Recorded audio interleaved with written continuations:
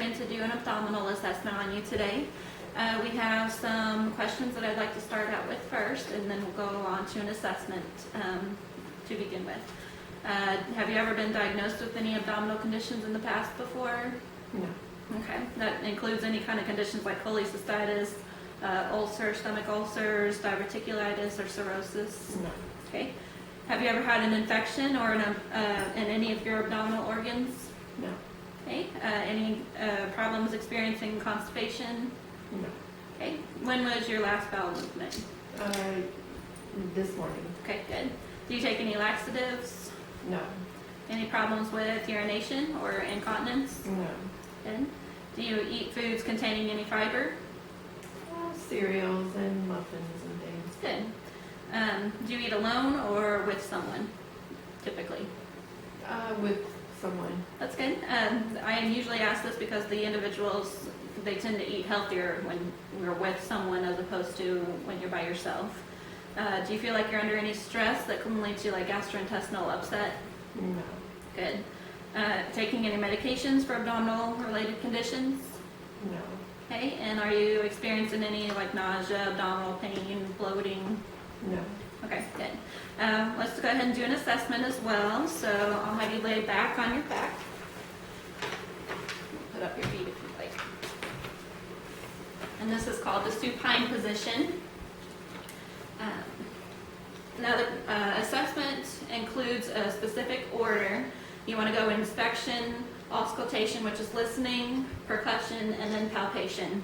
Because if we flip those orders, if you percuss or palpate before listening to it, it can create like false bowel sounds, which is bowel sound activity due to the alterations in the intestinal peristalsis or movement. To do an assessment, you want to mentally divide the abdomen into 4 quadrants, starting with your axis at the umbilicus or belly button. You have your upper right quadrant, lower right quadrant. I'm on opposite sides, so upper right, upper left quadrant, and lower left quadrant. And then you also make sure you're comfortable as well, because sometimes it can be uncomfortable laying on your back. So that's why you provide a pillow, a blanket if needed. Are you feeling comfortable? Mm-hmm. Good. You want to, normally this is in the clinical situation, you would expose the belly. You can go up to the breast and then down to the waist to inspect the full vision, but for now we'll just leave you covered as well. You want to inspect the umbilicus or the belly button for cleanliness, inflammation, or any kind of drainage. You inspect the skin color all the way around for any kind of moisture, abdominal markings, especially in someone of childbearing age or beyond. You can look for any kind of like cesarean, C-section markings or abdominal surgeries. Have you had any abdominal surgeries before? Okay. And then you want to listen as well. So you use the diaphragm of the bell and you listen to each bowel compartment of each 4 quadrants. You want to start in the right lower quadrant on this side, right upper quadrant, left upper quadrant, and then end up in the left lower quadrant. The goal is to listen for 1 full minute or until the bowel sounds are heard. Typically there's 5 to 30 bowel sounds in 1 full minute. So we'll listen to those real quick.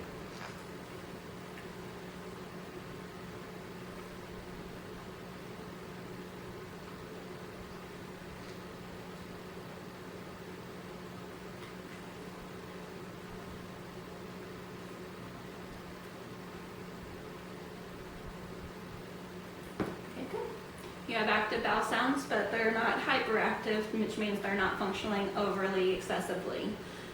Next, we can do percussion. That begins in the same motion as the auscultation went. You start in the right lower quadrant, move in the same pattern. Normal sounds with percussion is tympany, which is like a resonant sound over our air-filled organs, so like your stomach and empty bladder. But you can also, or in gastric bubbles, which are up in the upper left-hand quadrant. And also dullness should be heard over solid organs, such as your liver on your left-hand side, your spleen on your right-hand side, or a full bladder. So let's do that when you start in the lower hand. just do a light tapping.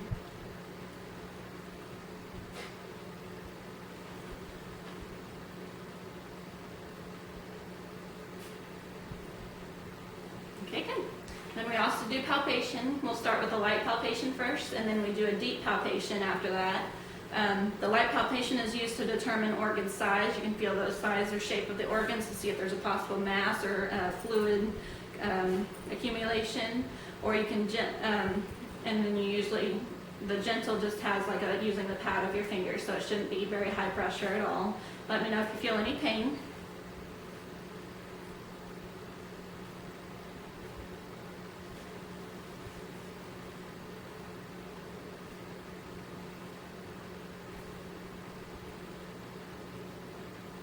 Good. And then we also do a deep palpation, which uses the dominant hand, and then we put the non-dominant hand over, and the compression is about 2 inches deep. And that just lets us know if you have any kind of pain, masses, or anything as well. Let me know if you feel any pain on that one.